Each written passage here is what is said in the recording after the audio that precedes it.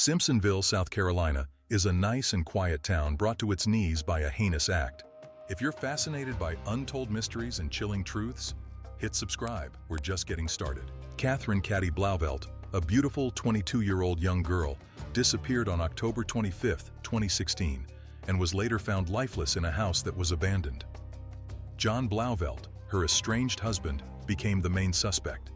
Still, instead of bringing him to justice, he disappeared, igniting a manhunt across the country and leaving a family begging for closure. How did a loving marriage take such a dark turn? What secrets did John leave behind, and how was the truth finally uncovered? Stay tuned as we unravel the mystery of Catherine Blauvelt's tragic end and the relentless pursuit of her killer. Who was Catherine Blauvelt, or Catty, as the people close to her would have known her? Catty was only 22 years old, a kind-hearted, beautiful lady who had everything in her to lead a very successful life. She was in the U.S. Army and used to work at PetSmart and was friendly to everyone she came across. The kind and warm touch she used to provide a sense of belonging was testified by those who knew her. Unfortunately, that future was never to be seen because Catty was only found murdered after she failed to show up to meet friends. Catty was reported missing on October 23, 2016. Her friends say that when she did not turn up for a date or outing, they would know that something was wrong. This wasn't like her. They started phoning her, messaging her in any way they could just to get a response, but none was given. And soon, her family worried and felt there was something wrong that had happened to their daughter. The next day, the worst was expected to happen, and it did happen. Catty's body was discovered inside a deserted house in Simpsonville. She had been killed with a sharp object and had stab injuries all over her body. The community was in shock, and the question everyone was asking was clear: what kind of person could do such a horrific act? As detectives worked out the last hours before her death, the pattern revealed was not a pretty one. It shifted to one person who was once a part of her life: her husband, John Blauvelt, with whom they had separated. Catty and John have broken up, and it was not a friendly breakup. By this point, they weren't even living together. John was a recruiter in the U.S. Army posted in Greenville County and is a very sociable man.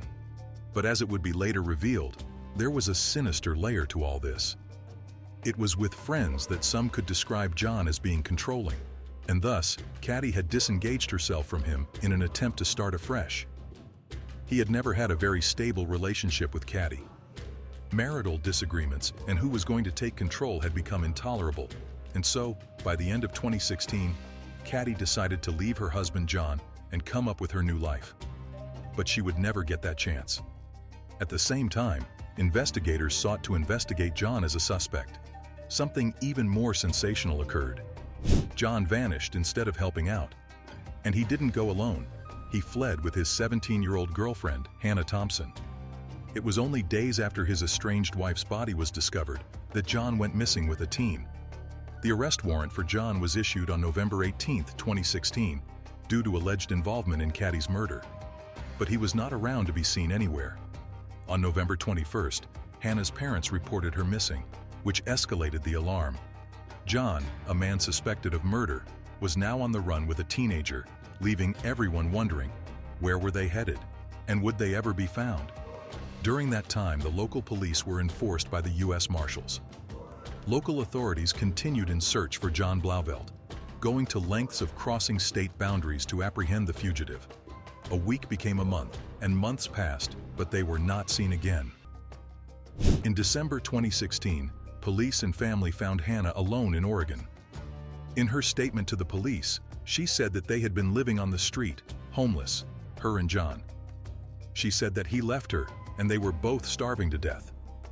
According to investigators, Blauvelt and Thompson passed through California, Texas, and Alabama.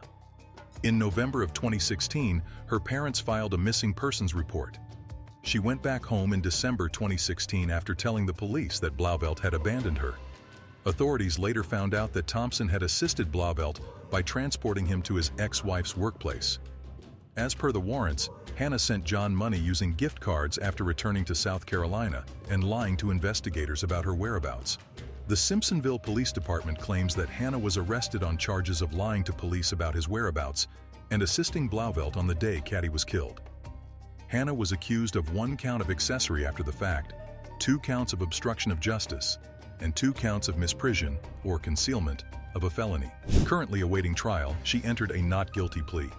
When asked for comment, her lawyer did not immediately reply. But the main question lies, where was John? The years passed by, and policemen did not stop searching for clues.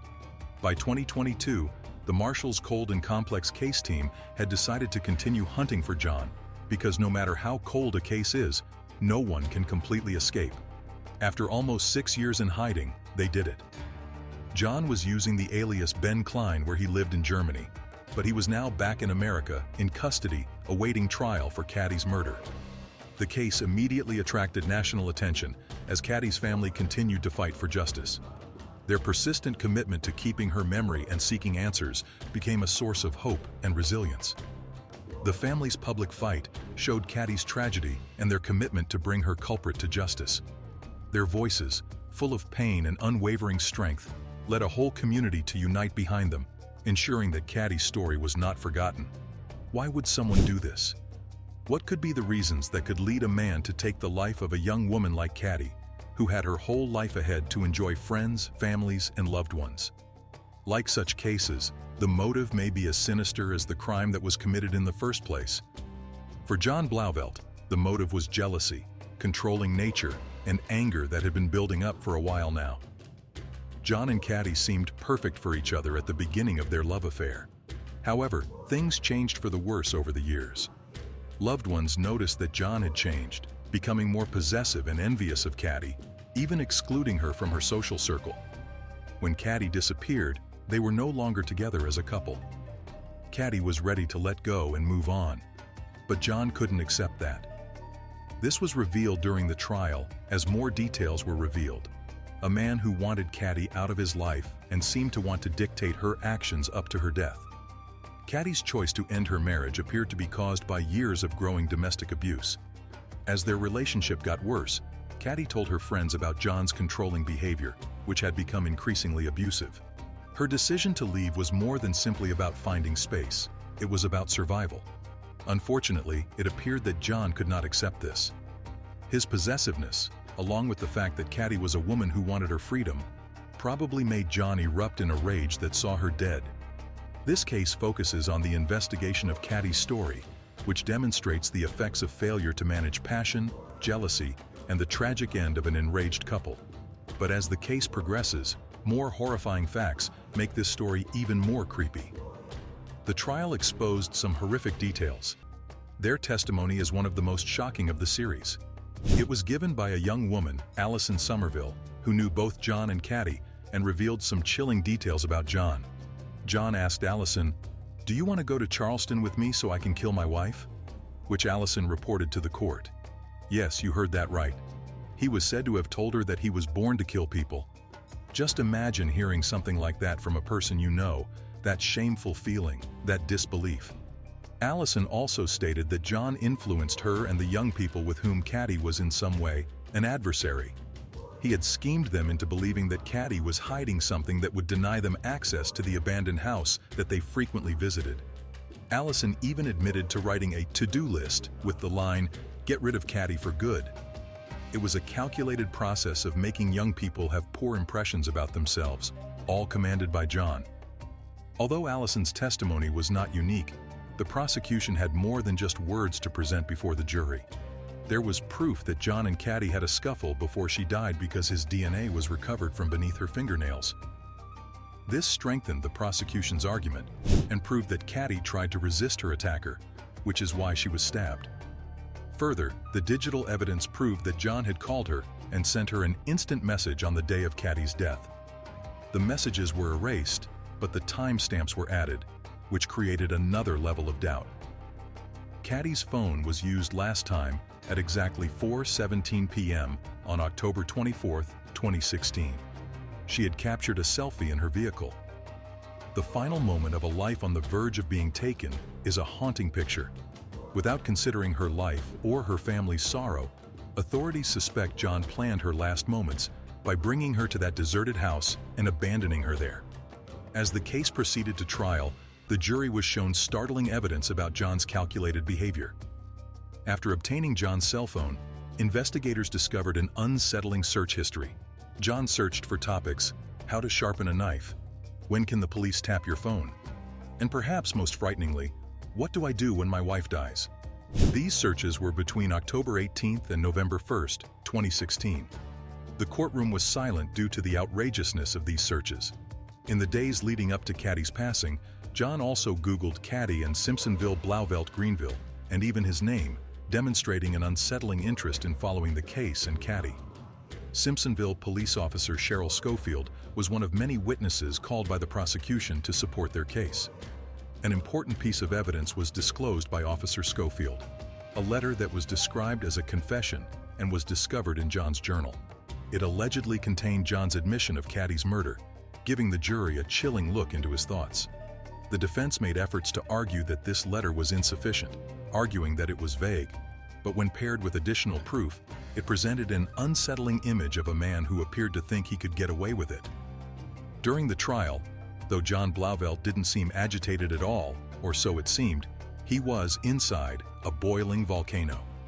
Nevertheless, what followed was a complete absence of the kind of visible frustration that many saw as appropriate, given the severity of the charges brought against him. They say that during the hearings the accused did not show any remorse, and many people in the courtroom, including the family of the victim, have seen it. Based on the horrific evidence of John, including the history of his Google search and saying in the journal that looked like a confession of Caddy's murder, Blauvelt's responses were limited. He said not much to the testimony that explained how he had been searching for how to sharpen a knife when the police can tap your phone and what to do when your wife dies. Such nonchalance to this damning proof of his villainy indicated that he was a man of ice, a man who planned things. The document that incriminated John Blauvelt most was the letter recovered from his journal. From this letter, the prosecution was able to read it, and it seemed to indicate that Blauvelt had killed Caddy. Failure to react to the reading of the letter even strengthened the perception that he cared little for the pain he inflicted on others, or could even effectively care for the gruesome description of the crime he was suspected of committing. By claiming the letter was not a confession and was insufficiently detailed, the defense attempted to minimize the importance of the document. But the jury and everybody else in the courtroom could not disregard the preponderance of the evidence. Another uneasy element was John's relationship with Hannah Thompson, his girlfriend at the time, who was 17 years old when he fled to another state with her following Caddy's murder. Her participation in it only added more attention to his actions. His attempt to flee with Hannah, rather than turn himself into the authorities or cooperate with the investigation, also revealed a great deal about his recklessness and guilt. It was painful for Caddy's family to see Blauvelt in court and have no signs of regret at all. Her mother, Patricia Piver, said in her speech to the media after the case, "Even when this is done, she will always be remembered. We will always stand up for her and will always stand up for justice and to keep her legacy going."